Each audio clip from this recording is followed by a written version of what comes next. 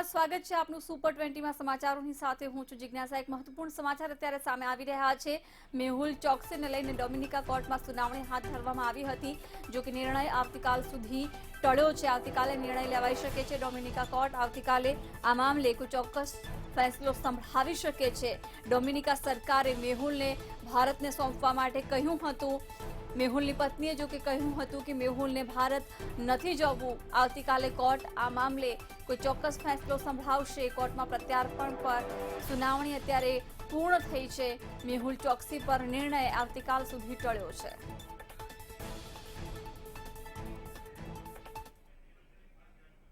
અને હવે વાત કરીશું દોડતી ભાગતી જિંદગીમાં ઘણીવાર ટૂંકા અને સ્પષ્ટ સમાચારોનું આગવું મહત્વ છે, જેથી સમાચારોને અમે નહીં આપીએ અલગ રંગ। ન્યૂઝને માત્ર ન્યૂઝની ભાષામાં જ પીરસવાનો અમારા આ નવા બુલેટિનમાં અભિગમ છે, જેમાં દેશ અને રાજ્યની ટોપ 10 ખબરને સ્થાન આપવામાં આવશે। તો ચાલો જોઈએ સુપર 20।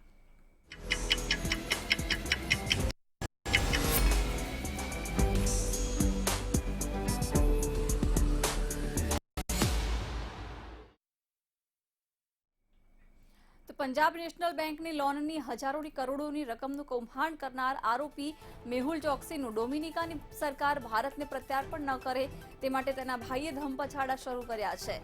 કેરેબિયન મીડિયાના એક સ્ફોટક અહેવાલ પ્રમાણે મેહુલના મોટા ભાઈ ચેતન ચોકસીએ તેને બચાવવા માટે ડોમિનિકાના વિપક્ષી સાંસદોને લાંચ આપી છે।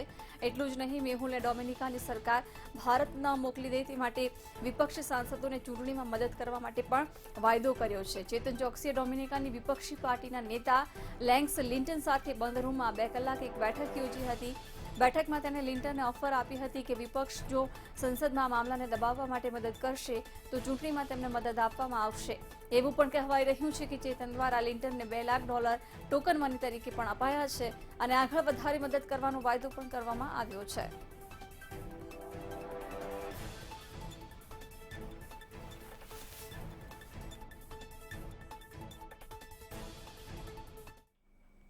તો આ તરફ બંગાળની ચૂંટણી બાદ ભાજપ દ્વારા ઓપરેશન લોટસ શરૂ કરવામાં આવ્યું છે। આ ઓપરેશનથી મહારાષ્ટ્રની રાજનીતિમાં નવા જૂની થવાના એંધાણ દેખાઈ રહ્યા છે। પહેલા દેવેન્દ્ર ફડણવીસ એનસીપીના શરદ પવારને મળ્યા હતા, જેથી શિવસેનાએ સૌથી પહેલા રિએક્શન આપ્યું હતું અને હવે એનસીપી દ્વારા પણ નિવેદન આપ્યું છે। એનસીપી નેતા નવાબ મલિકે દાવો કર્યો છે કે ઓપરેશન લોટસ બાદ પણ ભાજપ આગામી 20 વર્ષ સુધી મહારાષ્ટ્રમાં સત્તામાં નહીં આવી શકે।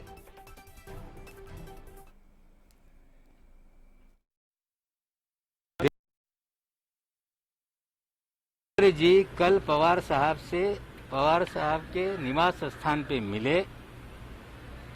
बीमारी के बाद एक सदिच्छा भेंट उन्होंने दी, स्वयं कहा था। आज उन्होंने कहा है कि कोविड में नहीं लेकिन बाद में सरकार परिवर्तन होगा।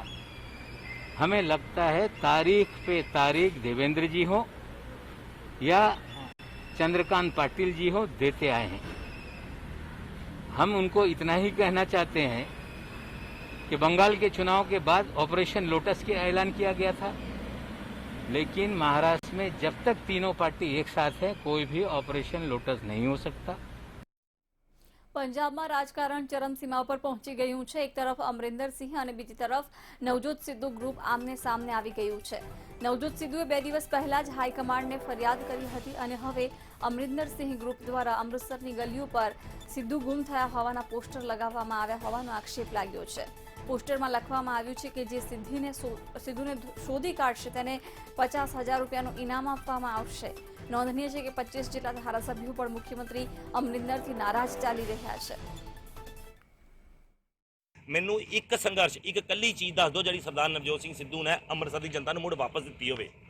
ਐਮਪੀ ਰਹੇ, ਐਮਐਲਏ ਰਹੇ, ਕੀ ਵਿਕਾਸ ਕੀਤਾ ਅੰਮ੍ਰਿਤਸਰ ਦਾ? ਜਦੋਂ ਐਮਪੀ ਬਣੇ ਸੀ ਲੋਕ ਆਮ ਨੌਜਵਾਨ ਸਾਡੇ ਵਰਗੇ ਸੋਚਦੇ ਸੀ ਹੁਣ ਬਹੁਤ ਕਾਰੋਬਾਰ ਅੰਮ੍ਰਿਤਸਰ 'ਚ ਆਏਗਾ, ਇੰਡਸਟਰੀਜ਼ ਆਏਗੀ ਵੱਡੀ ਵੱਡੀ, ਚਲੋ ਵਧੀਆ ਗੱਲ ਕੀਤੀ ਜਾਏਗੀ ਅੰਮ੍ਰਿਤਸਰ ਬਾਰੇ। ਮਿਲਿਆ ਕੀ ਬਾਬਾ ਜੀ ਦਾ ਠੁੱਲੂ ਠੋਕੋ ਤਾਲੀ ਸਾਨੂੰ ਮਿਲਿਆ ਇਹ। ਹੁਣ ਐਮਐਲਏ ਨੇ ਇਸ ਅਲੱਗ ਹਲਕੇ ਦੀ ਜੜੀ ਵਰਗੀ ਕਰ ਦਿੱਤੀ ਹੈ। ਇੱਥੇ 4.5 ਸਾਲ 'ਚ ਕੋਈ ਨਹੀਂ ਵੜਿਆ। ਇੱਥੋਂ ਦੇ ਲੋਕਾਂ ਨੂੰ ਆਪਾਂ ਪੁੱਛਦੇ ਹਾਂ, ਲੋਕੀ ਸਾਡੇ ਕੋਲ ਆ ਕੇ ਦੱਸਦੇ ਆ ਕਿ ਇਹ ਲੋਕ ਖਲੋਤੇ ਮੇਰੇ ਕੋਲ, ਤੁਸੀਂ ਪੁੱਛ ਸਕਦੇ ਹੋ। ਇੱਕ ਵਾਰੀ ਵੀ ਲੋਕਡਾਊਨ ਦੇ ਵਿੱਚ ਕੋਈ ਇੱਥੇ ਰਾਸ਼ਨ ਵੰਡਣ ਨਹੀਂ ਇਹਨਾਂ ਕੋਲ ਆਇਆ, ਕੋਈ ਇੱਥੇ ਇਹਨਾਂ ਦੀ ਸਫਾਈ ਦਾ, ਕੋਈ ਬਿਜਲੀ ਦਾ ਕੋਈ ਕੰਮ ਕਰਾ ਨਹੀਂ। ਹਲਕਾ ਇੱਕ ਐਮਐਲਏ ਤੋਂ ਬਗੈਰ ਲਵਾਰਸ ਹੋਇਆ, ਅਨਾਥ ਹੋਇਆ ਵਾ। વેક્સિનને લઈને મોદી સરકાર પર વિપક્ષ દ્વારા સતત આરોપો થતા રહે છે અને હવે તેમાં કોંગ્રેસના વરિષ્ઠ નેતા શક્તિસિંહ ગોહિલે પણ કેન્દ્ર સરકાર પર ગંભીર આક્ષેપો કર્યા છે. શક્તિસિંહ ગોહિલે કેન્દ્ર સરકાર પર વેક્સિન યોજનાની નિષ્ફળતાનો આરોપ મૂક્યો હતો. શક્તિસિંહ ગોહિલે કેન્દ્ર સરકાર પર કટાક્ષ કર્યો કે કરોડો વેક્સિન ભારત બહાર મોકલવામાં આવી અને તેને પગલે ભારતીય નાગરિકોને હવે વેક્સિન મળી શકી નથી. हमारे देश से करोड़ों टीके का बाहर एक्सपोर्ट कर दिया, दूसरे देशों को दे दिया और अमेरिका जैसा देश भी कि हमारा देश पहले, अमेरिका फर्स्ट और 80% से ज्यादा लोगों को वहां टीका मिल गया. हमारे यहाँ कहा गया था पहले, क्योंकि चुनाव था बिहार का और जगह का, कि पूरा भारत सरकार मुफ्त में टीका देगी, टीका का उत्सव होगा, पर हुआ क्या? वो भी एक जुमला साबित हुआ. आज देश के लोगों को टीके के लिए दर दर की ठोकरें खानी पड़ रही है.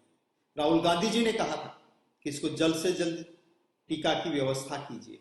हमारा देश टीका के मैन्युफैक्चरिंग में, टीका बनाने में देश दुनिया में अव्वल नंबर है. फिर भी हमारी ये हालत हुई है इस सरकार की विफलता से. તો ઉત્તર પ્રદેશના ગોંડામાં મોડી રાત્રે એક મોટા સિલિન્ડર બ્લાસ્ટમાં 4 બાળકો સહિત 8 લોકોના મોત થયા છે. મંગળવારની મોડી રાત્રે સિલિન્ડર બ્લાસ્ટ થયો હતો, જેમાં 2 મકાન ધરાશાયી થયા હતા. વજીરગંજ ક્ષેત્રના ટીકરી ગામમાં સિલિન્ડર બ્લાસ્ટ થવાની ઘટનામાં મકાનના કાટમાળની અંદર 14 લોકો દટાઈ ગયા હતા, જેમાં 2 પુરુષ, 2 મહિલાઓ અને 3 બાળકોનો પણ સમાવેશ થાય છે. આમાં 7 ગંભીર રૂપથી ઇજાગ્રસ્ત છે. આ તમામ ઇજાગ્રસ્તોને જિલ્લા હોસ્પિટલમાં પ્રાથમિક સારવાર માટે ખસેડવામાં આવ્યા હતા. ત્યાર પછી તમામને ટ્રોમા સેન્ટરમાં ખસેડાયા છે. મુખ્યમંત્રી યોગી આદિત્યનાથે દુર્ઘટનાને પરિણામે દુઃખ પ્રગટ કર્યું. તેઓએ તાત્કાલિક ધોરણે ઘટના સ્થળ પર પહોંચીને રાહત કાર્ય કરવા આદેશ આપ્યો હતો અને ઘટનાને પરિણામે યોગીએ ઉચ્ચ સ્તરીય તપાસ હાથ ધરવા પણ આદેશ આપ્યો હતો.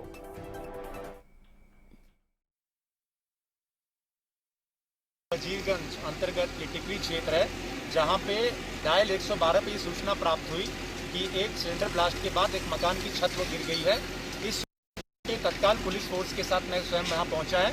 आईजी महोदय भी यहाँ पहुँचे एवं तमाम फोर्स को साथ प्रशासन, पुलिस एवं स्थानीय लोगों की मदद से यहाँ पे राहत बचाव कार्य यहाँ पे शुरू किया गया है. इस राहत बचाव कार्य में अब तक 14 लोगों को निकाल लिया गया है. सभी को अस्पताल भेजा गया है, जिसमें कि 7 लोग सकुशल है, इलाज उनका चल रहा है और बाकी 7 लोगों को मृत घोषित किया गया है. इसमें 2 पुरुष, 2 महिलाएं एवं बाकी बच्चे हैं और अभी भी राहत बचाव कार्य यहाँ मौके पे चल गया है. पूरी टीम हमारी प्रशासन, पुलिस की यहाँ पे कैंप किए हुए हैं. अन्य भी टीमों को बुला लिया गया है और बाकी जितना भी राहत कार्य है वो कंटिन्यू यहाँ पे चलेगा. તો ઇન્ટરનેશનલ ક્રિકેટ કાઉન્સિલ અને ભારતીય ક્રિકેટ કંટ્રોલ બોર્ડ વચ્ચે મંગળવારે મળેલી બેઠક સમાપ્ત થઈ ગઈ છે. આઈસીસી મીટિંગમાં બીસીસીઆઈને ટી20 વર્લ્ડ કપની તૈયારીઓની સમીક્ષા માટે 28 જૂન સુધીનો સમય આપ્યો છે. ત્યાં સુધીમાં જો ભારતમાં કોરોનાની સ્થિતિ નહીં સુધરે તો ટુર્નામેન્ટને યુએ શિફ્ટ કરી દેવામાં આવશે. જો કે આ દરમિયાન હોસ્ટ કરવાનો અધિકાર બીસીસીઆઈ પાસે જ રહેશે. ફક્ત મેદાન યુએઈના રહેશે. ટી20 વર્લ્ડ કપ 18 ઓક્ટોબરથી શરૂ થઈ શકે છે. આ પહેલા આઈપીએલ 2021 સિઝનની બાકીની 31 મેચનું પણ આયોજન થશે. આ મેચ 18-19 સપ્ટેમ્બરથી 10 ઓક્ટોબર સુધી થઈ શકે છે. જો કે હજુ સુધી આ અંગે સત્તાવાર કોઈ જાહેરાત થઈ નથી. બુધવારે આઈપીએલને લઈને બીસીસીઆઈના પ્રેસિડેન્ટ સૌરવ ગાંગુલી અને સચિન જયશાહ અમીરાત ક્રિકેટ બોર્ડની સાથે આ મુદ્દે મીટિંગ કરી શકે છે.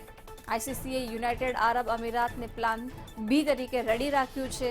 યુએઈમાં મુંબઈ, શારજહા અને અબુધાબીમાં 3 આંતરરાષ્ટ્રીય ક્રિકેટ સ્ટેડિયમ છે. વિશ્વકપ પણ યુએઈમાં યોજાવાની સ્થિતિમાં આઈપીએલની તમામ નોકઆઉટ મેચ અને ફાઇનલ એક જ મેદાન પર યોજાઈ શકે છે. આ સંજોગોમાં એક સ્ટેડિયમ સિવાય અન્ય 2 સ્ટેડિયમ આશરે 15 દિવસ અગાઉ એટલે કે 2-3 ઓક્ટોબર સુધી આઈસીસી યોજી શકે છે.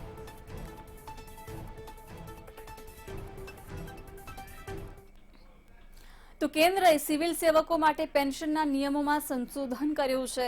હવેથી ગુપ્તચર કે સુરક્ષા સાથે સંબંધિત સંગઠનોથી સેવા નિવૃત્ત થયેલા અધિકારીઓ મંજૂરી વગર કોઈ પણ સામગ્રી પ્રકાશિત નહીં કરી શકે. જો તેઓ મંજૂરી વગર કશું પ્રકાશિત કરશે તો તેમનું પેન્શન રોકી દેવામાં આવશે. સરકારે દેશની આંતરિક સુરક્ષા માટે આ નિર્ણય લીધો છે. નવા સંશોધન પ્રમાણે હવે કોઈ પણ સુરક્ષા કે ગુપ્તચર સાથે સંબંધિત સંગઠનના અધિકારીઓ એક અંડરટેકિંગ આપવું પડશે કે તેઓ સેવામાં હોય ત્યારે કે સેવા નિવૃત્તિ બાદ સંગઠન સાથે સંબંધિત કોઈ પણ જાણકારી સામગ્રી પ્રકાશિત નહીં કરે. કોઈપણ સામગ્રી પ્રકાશિત કરવા માટે તેમને પૂર્વ મંજૂરી લેવી પડશે. સંશોધિત નિયમો પ્રમાણે જો સેવા નિવૃત્તિ બાદ અધિકારી મંજૂરી વગર કશું લખશે તો તેનું પેન્શન અટકાવી શકાશે. તેમણે કશું લખતા પહેલા મંજૂરી લેવી પડશે. સક્ષમ અધિકારીને આ નિર્ણય લેવાનો અધિકાર હશે કે પ્રકાશન માટે પ્રસ્તાવિત સામગ્રી સંવેદનશીલ છે કે અતિ સંવેદનશીલ છે અને શું તે સંગઠનના ક્ષેત્રાધિકારમાં આવે છે કે કેમ. Intelligence bureau, research and analysis wing, રાજસ્વ ગુપ્તચર નિર્દેશાલય, સેન્ટ્રલ ઇકોનોમિક ઇન્ટેલિજન્સ બ્યુરો, પ્રવર્તન નિર્દેશાલય, narcotics control bureau, aviation research centre, special frontier force, સીમા સુરક્ષા દળ, કેન્દ્રીય રિઝર્વ પોલીસ બળ, ઇન્ડો તિબેટ બોર્ડર પોલીસ, કેન્દ્રીય ઔદ્યોગિક સુરક્ષા બળ, national security guard, Assam rifles, સશસ્ત્ર સીમા બળ, special branch, Andaman Nicobar crime branch CID, CB Dadra Nagar Haveli special branch, Lakshadweep police, special protection group, સંરક્ષણ સંશોધન અને વિકાસ સંગઠન, બોર્ડર રોડ ડેવલપમેન્ટ બોર્ડ અને ફાઇનાન્શિયલ ઇન્ટેલિજન્સ યુનિટ અને સીબીઆઈનો સમાવેશ થાય છે.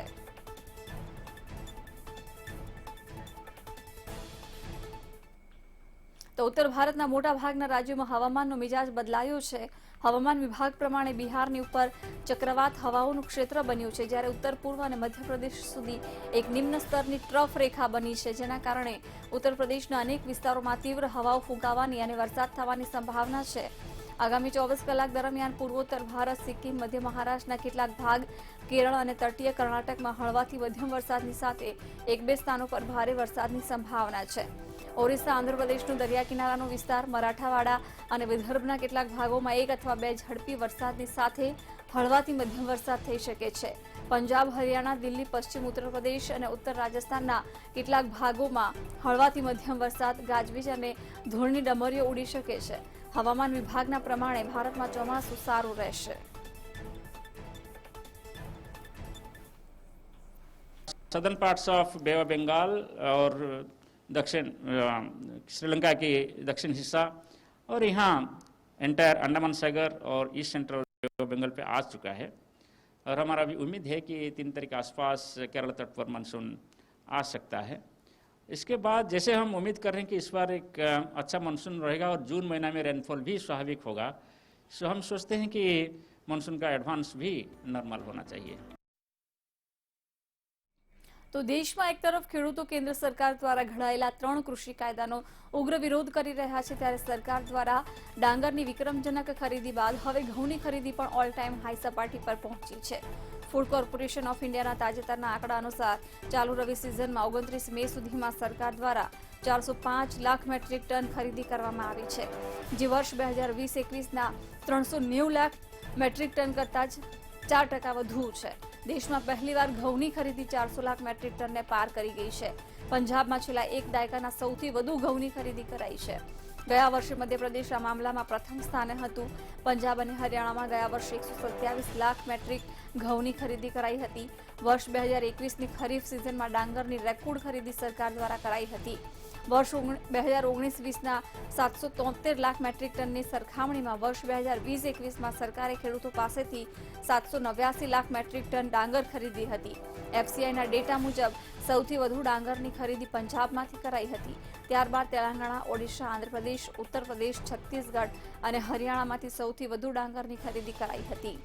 ફૂડ કોર્પોરેશન ઓફ ઇન્ડિયાના જણાવ્યા અનુસાર સરકાર પાસે સેન્ટ્રલ પૂલમાં ઘઉં, ડાંગર, ચોખા અને જાડા અનાજનો સંગ્રહ કરવાની ક્ષમતા 1000 લાખ મેટ્રિક ટન છે. એફસીઆઈના આંકડા અનુસાર સરકાર પાસે અત્યારે 525.65 લાખ મેટ્રિક ટન ઘઉં, 304.85 લાખ મેટ્રિક ટન ચોખા, 262.20 લાખ મેટ્રિક ટન ડાંગર અને 7.50 લાખ મેટ્રિક ટન જાડા અનાજનો સ્ટોક છે.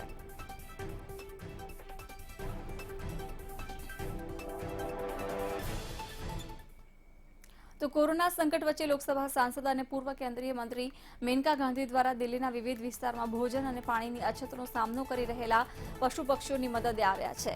જૈન ઇન્ટરનેશનલ ટ્રેડ ઓર્ગેનાઇઝેશનની મદદથી પશુ પક્ષીઓ માટે ખાદ્ય સામગ્રીના પેકેટ રવાના કરાયા, જેથી કોરોના કાળમાં આવા પશુ પક્ષીઓને પણ જમવાનું મળી રહે. દિલ્હી તેમજ આસપાસના વિસ્તારોમાં વિશેષ વાહન હેઠળ આવા પશુ પક્ષીઓને શોધીને જમવાનું આપવામાં આવશે, જેથી તેમને કઠિન સમયમાં પણ બચાવી શકાય. नीतू जो है वो एक जैन ऑर्गेनाइजेशन है जो बहुत मशहूर है अपनी दान पुण्य कल्याण के लिए, और शुरू से वो इंसानों के लिए कर रहे थे यहाँ। तो मैंने उनको कांटेक्ट किया क्योंकि 1.5 साल से बहुत सारे मध्य घर के लोग, हालांकि उनकी नौकरी भी फिर भी वो जानवरों को रोज निकल करके कोई 100 जानवर को खिला रहा है, कोई 50 को खिला रहा है, और ज़्यादातर इनमें से बहुत नौजवान लोग हैं। अब उनका खाना खत्म हो गया, उनके पैसे भी खत्म हो गए। तो फिर हमने जीतो से कहा कि अगर वो बैग्स बना लें, फिर हम लोग दो तीन जगह में रख करके जिनको भी चाहिए वो उनको दिए जाए। તો રાષ્ટ્રીય ખબરો બાદ હવે રિજનલ ખબરો ઉપર નજર કરીએ તો ગુજરાતમાં કોરોનાના કેસ ઘટતા રાજ્ય સરકારે 36 શહેરોમાં સવારે 9 થી સાંજે 6 સુધી વેપાર ધંધા ખુલ્લા રાખવાની છૂટ આપી છે। અત્યાર સુધી સવારે 9 થી બપોરે 3 સુધીની છૂટ હતી, જેને 3 કલાક લંબાવાઈ છે। તો રાત્રે 9 થી સવારે 6 સુધીના કર્ફ્યુમાં કોઈ ફેરફાર નથી કરાયો। સરકારના આ નિર્ણયથી દુકાનો, વાણિજ્યક સંસ્થાઓ, લારી ગલ્લા, shopping complex, hair cutting salon, beauty parlour, marketing yard તેમજ અન્ય વ્યાપારિક ગતિવિધિને 3 કલાકની વધુ રાહત મળી। ઉપરાંત રેસ્ટોરન્ટને પણ રાત્રે 10 સુધી હોમ ડિલિવરીની છૂટ અપાઈ છે।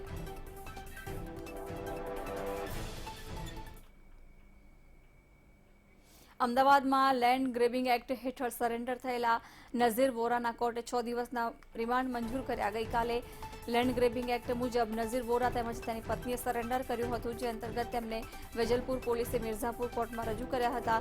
પોલીસે 14 દિવસના રિમાન્ડની માંગ કરી હતી। વેજલપુર પોલીસ સ્ટેશનમાં જાન્યુઆરી મહિનામાં નઝીર વોરા તથા તેની પત્ની વિરુદ્ધમાં જે લેન્ડ ગ્રેબિંગનો ગુનો દાખલ થયેલો, એમાં તેઓએ નામદાર કોર્ટમાં સરેન્ડર કરતા નામદાર કોર્ટમાંથી કબજો મેળવી અને આજ રોજ તેઓને વધુ પોલીસ કસ્ટડી રિમાન્ડ માંગવામાં આવેલ। ગુજરાતમાં ધોરણ 12ની પરીક્ષા રદ કરવી કે નહીં તે અંગે આખરે સરકારે નિર્ણય લઈ લીધો છે। ગુજરાત સરકારે 1 જુલાઈથી લેવાનારી ધોરણ 12ની પરીક્ષા રદ કરવાની જાહેરાત કરી છે। આજે યોજાયેલી કેબિનેટ બેઠકમાં નિર્ણય લેવાયો। ઉલ્લેખનીય છે કે કેન્દ્ર સરકારે આ વખતની સીબીએસઈ ધોરણ 12ની પરીક્ષા રદ કરી હતી। તો ધોરણ 12ના વિદ્યાર્થીઓ માટે આ મોટા સમાચાર। ધોરણ 12ની પરીક્ષા રદ કરવાનો નિર્ણય રાજ્ય સરકારે લીધો છે। આજે કેબિનેટની બેઠક મળી હતી, જેમાં આ નિર્ણય લેવામાં આવ્યો છે। માનનીય પ્રધાનમંત્રીશ્રીએ ધોરણ 12ની પરીક્ષા રદ કરવાનો જે નિર્ણય લીધો છે,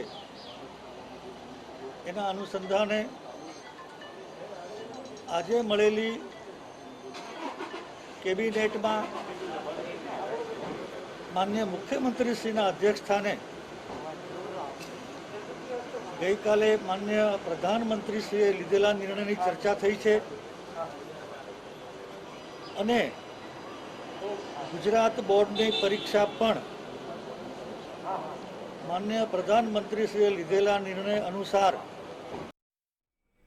સુરત શહેરમાં મ્યુકરમાઇકોસિસનો કહેર સામે આવ્યો છે। હોસ્પિટલમાં વધુ નવા 6 દર્દીઓ દાખલ થયા છે, જેમાં 3 દર્દીઓની આંખોની સર્જરી કરવામાં આવી છે। સિવિલ અને સ્મીમેરમાં 190 દર્દીઓ સારવાર હેઠળ છે, જેમાંથી 13 દર્દીઓની સર્જરી કરાઈ છે।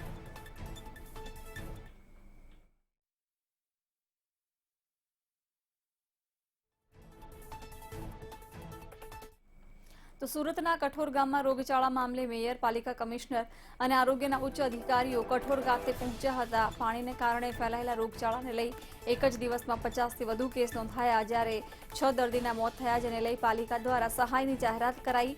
મૃતક પરિવારને 1 લાખ રૂપિયા આપવામાં આવશે।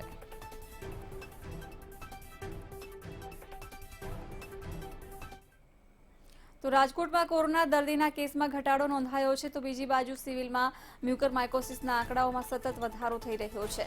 સિવિલમાં મ્યુકરમાઇકોસિસના 324 દર્દીઓના ઓપરેશન કરાયા, જે પૈકી 24 દર્દીઓને ડિસ્ચાર્જ કરવામાં આવ્યા છે।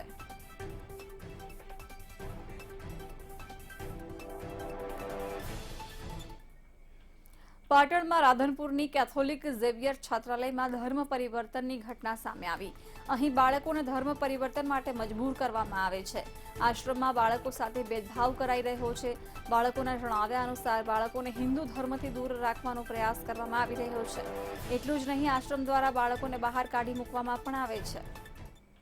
ત્યારે વાલીનું માન સન્માન નહીં। અહીંયા સવારમાં વાલી આવે ત્યારે 5 વાગ્યા સુધી બેસાડી રાખે છે, નાની નાની વાતમાં કાઢી મૂકે છે કે કે આમ છે ને તેમ છે ને ધર્મનું પહેરાવે છે અને અમે અમારા માતાના દોરા કડા પહેરીએ છીએ ત્યારે અમને પહેરવા દેતા નથી અને જબરજસ્તી અમારા પાસેથી લઈ લે છે અને ઘટાવી નાખે છે અને એમનું પહેરે ત્યારે કાંઈ નહીં કહેતા. જોડે જે કંઈ થઈ હવે તો સમાન થઈ ગયું. તો પાટણ જિલ્લાના ઔધવનગર ગોડ ગામમાંથી એસઓજી પોલીસે બોગસ ડોક્ટરને પકડી પાડ્યો છે. પોલીસે રેડ કરી એલોપેથિક દવાઓ, ઇન્જેક્શનો અને અન્ય સાધનો સાથે ડોક્ટરની ધરપકડ કરી આગળની કાર્યવાહી હાથ ધરી છે. લાંબા સમયથી બોગસ ડોક્ટર હોસ્પિટલ ચલાવતો હતો ત્યારે પાટણ એસપીની સૂચના મુજબ પાટણ એસઓજીએ રેડ કરી બોગસ ડોક્ટર નિરાશી ઠાકોરને પકડી પાડી 44,000 રૂપિયાનો મુદ્દામાલ જપ્ત કર્યો હતો. પાટણ જિલ્લાના ઔધવનગર ગોડ ગામની ઘટના એસઓજી પોલીસે બોગસ ડોક્ટરની ધરપકડ કરી છે.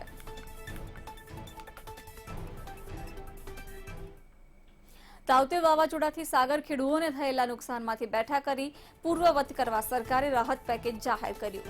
ત્યારે વલસાડ જિલ્લાના માછીમારોનો અભિપ્રાય જાણવાનો મંતવ્ય ન્યૂઝે પ્રયાસ કર્યો હતો.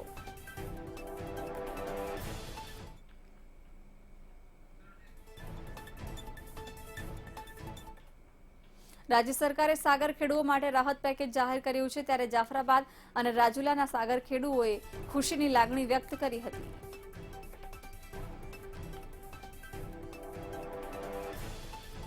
આજે જે 105 કરોડનું પેકેજ યોજના જાહેર કરી તેનાથી માછીમારોમાં ખૂબ જ આનંદની લાગણી વ્યક્ત થઈ છે કે અત્યાર સુધીમાં ક્યારેય કોઈ પણ સરકારે આવી માછીમારોની વેદના જાણી અને પેકેજ જાહેર કર્યો આ પહેલો ઇતિહાસ છે.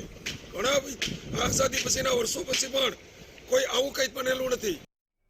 અને હવે સુપર 20માં વાત કરીશું આંતરરાષ્ટ્રીય એક્સપ્રેસની.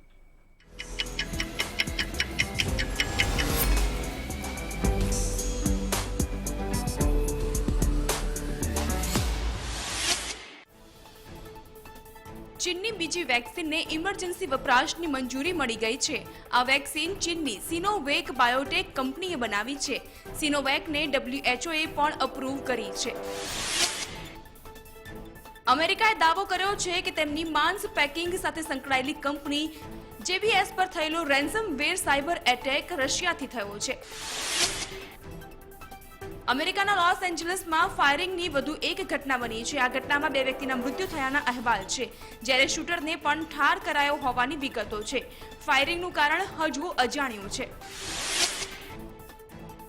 ઇઝરાયેલમાં સત્તા માટેની ખેંચતાણ વધુ તીવ્ર બની છે. ઇઝરાયેલના વર્તમાન પ્રધાનમંત્રી બેન્જામિન નેતન્યાહુને સત્તા સ્થાનેથી હટાવવા વિપક્ષોએ ગઠબંધન માટે કવાયત તેજ કરી છે. જોન્સન એન્ડ જોન્સને અમેરિકન સુપ્રીમ કોર્ટે રાહત આપવાનો ઇનકાર કર્યો છે. કંપનીના બેબી પાવડરમાં એસ્બેસ્ટોસનો ઉપયોગ કરીને કેન્સરનો ખતરો ઊભો કરવાના આરોપસર તેમને $2.1 બિલિયન દંડ ફટકારાયો છે. અમેરિકામાં કોરોનાનો કહેર શમી ગયા બાદ હવે મેન્યુફેક્ચરિંગ સેક્ટર પૂરજોશમાં ચાલુ થયું છે. જો કે સૌથી મોટી સમસ્યા રો મટીરિયલ અને શ્રમિકોની અછત છે. તુર્કીમાં ઇસ્તંબુલના દક્ષિણ ભાગમાં સમુદ્રમાં એક અજાયબ પ્રકારની ગંદકીએ મત્સ્ય ઉદ્યોગ અને પર્યટન ઉદ્યોગ માટે નવી ચિંતા જન્માવી છે. મરીન લાઈફને મોટો ખતરો ઊભો થયો છે. લેટિન અમેરિકાના દેશો કોવિડને લીધે સૌથી વધુ પરેશાન થયા છે. ત્યારે વર્લ્ડ બેંકે માંગ કરી છે કે અમેરિકાએ લેટિન અમેરિકન રાષ્ટ્રો માટે રસીનો જથ્થો ઉપલબ્ધ કરાવવો જોઈએ. કોરોનાના સંકટ વચ્ચે પાકિસ્તાને પોતાની એક હોમમેડ વેક્સિન લોન્ચ કરી છે. પાકિસ્તાને આ વેક્સિનનું નામ પાકવેક COVID-19 વેક્સિન રાખ્યું છે. જો કે આ વેક્સિન કેટલી પ્રભાવી છે, દર્દી પર તે કેટલા ટકા અસરકારક રહેશે અને તેની ટ્રાયલનું રિઝલ્ટ શું આવ્યું, આ અંગે કોઈ જાણકારી આપવામાં નથી આવી. ચીનમાં હવે મનુષ્યમાં બર્ડ ફ્લૂનો પહેલો કેસ સામે આવ્યો છે. ચીનના રાષ્ટ્રીય સ્વાસ્થ્ય આયોગે જણાવ્યું છે કે ચીને દેશના પૂર્વીય જિયાંગસુ પ્રાંત ખાતે બર્ડ ફ્લૂના H10N3 સ્ટ્રેન સાથે માનવ સંક્રમણનો પ્રથમ કેસ નોંધાયો છે. ઝેનજિયાંગ શહેરના 41 વર્ષીય વ્યક્તિમાં બર્ડ ફ્લૂનો સ્ટ્રેન મળી આવતા હાલ તેની સારવાર ચાલી રહી છે.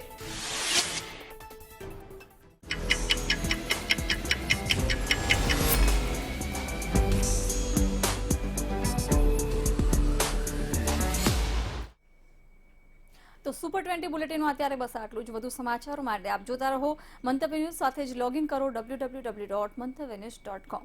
નમસ્કાર.